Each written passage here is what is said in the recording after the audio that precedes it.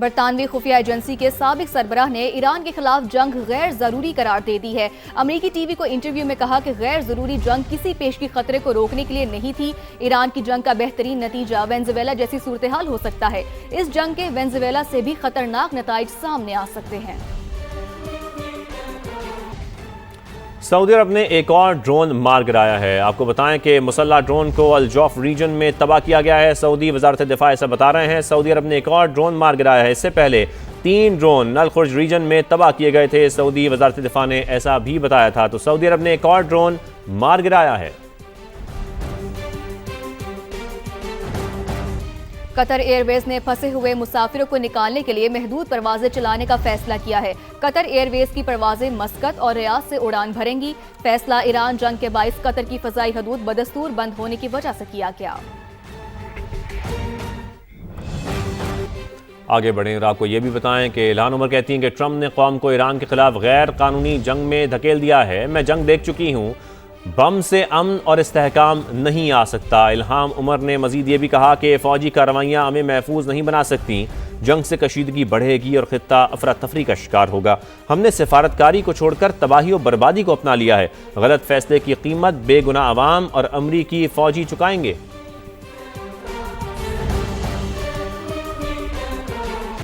अब बात करें, अमेरिका ने ईरान से 2000 किलोमीटर दूर जाहरियत का मुजाहिरा किया है। ईरानी वजीर खारजा की जानिब से ऐसा कहा गया है। ईरानी फ्रिगेट भारत का मेहमान था जिस पर अमले के 130 अरकान सवार थे। ईरानी वजीर खारजा ने मजीद कहा कि ईरानी फ्रिगेट को बैनुल अक़वामी समुंदर में बगैर वार्निंग निशाना बनाया गया। अमेरिका ने जो मयार कायम किया है उस पर पछताना पड़ेगा। अमेरिका ने ईरान से 2000 किलोमीटर दूर जाहरियत का मुजाहिरा किया। ईरानी वजीर खारजा की जानिब से कहा गया। मजीद कहा कि ईरानी फ्रिगेट भारत का मेहमान था जिस पर अमले के 130 अरकान सवार थे। ईरानी फ्रिगेट को बैनुल अक़वामी समुंदर में बगैर वार्निंग निशाना बनाया गया। यहाँ पर आपको ये भी खबर दें कि ईरानी नेशनल सिक्योरिटी काउंसिल के सरबराह का 500 अमरीकी फौजियों की हलाकत का दावा सामने आया है।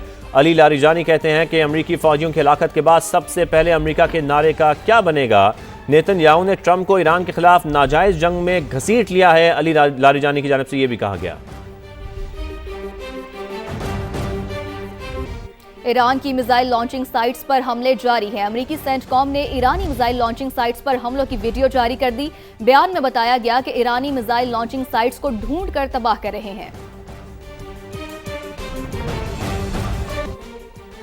पेंटागन ने हलाक होने वाले मजीद 2 फौजियों की शनाख्त जाहिर कर दी है। ईरानी हमले में मेजर जेफरी और chief warrant officer Robert Marjan हलाक हुए हैं। पेंटागन का ऐसा बताना है। अमरीकी हुकाम ने दोनों हलाक फौजियों की तस्वीर भी जारी कर दी हैं। ये तस्वीर देखी जा सकती हैं। पेंटागन ने हलाक होने वाले मजीद 2 फौजियों की शनाख्त जाहिर कर दी है। बरतानवी खुफिया एजेंसी के साबिक सरबराह ने ईरान के खिलाफ जंग गैर जरूरी करार दे दी है। अमेरिकी टीवी को इंटरव्यू में कहा कि गैर जरूरी जंग किसी पेशगी खतरे को रोकने के लिए नहीं थी।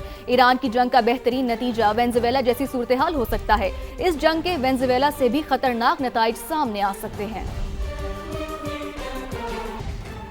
सऊदी अरब ने एक और ड्रोन मार गिराया है। आपको बताएं कि मुसल्ला ड्रोन को अल जौफ रीजन में तबाह किया गया है। सऊदी वजारत दिफा ऐसा बता रहे हैं। सऊदी अरब ने एक और ड्रोन मार गिराया है। इससे पहले 3 ड्रोन नल खुर्ज रीजन में तबाह किए गए थे। सऊदी वजारत दिफा ने ऐसा भी बताया था। तो सऊदी अरब ने एक और ड्रोन मार गिराया है। कतर एयरवेज ने फंसे हुए मुसाफिरों को निकालने के लिए महदूद परवाजें चलाने का फैसला किया है। कतर एयरवेज की परवाजें मस्कत और रियाद से उड़ान भरेंगी। फैसला ईरान जंग के बाइस कतर की फजाई हदूद बदस्तूर बंद होने की वजह से किया गया।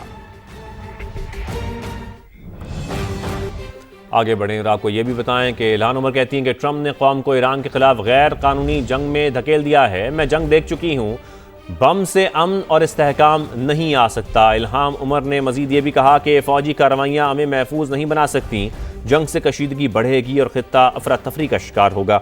हमने सिफारतकारी को छोड़कर तबाही और बर्बादी को अपना लिया है। गलत फैसले की कीमत बेगुनाह अवाम और अमरीकी फौजी चुकाएंगे।